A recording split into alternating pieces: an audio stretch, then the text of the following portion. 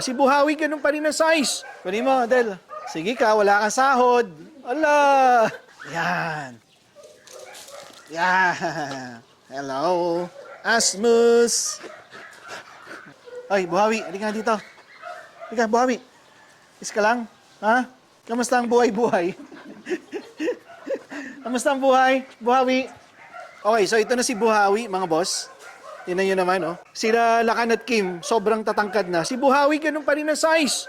Oh, medyo humaba lang ng konti, pero yung tangkad, di na nadagdagan. Si Buhawi ay isang aspin, at kung titingnan nyo yung paa niyan, naka-east-west, no? Yung east-west, yung kanang paa nasa kanan, naka-ganon.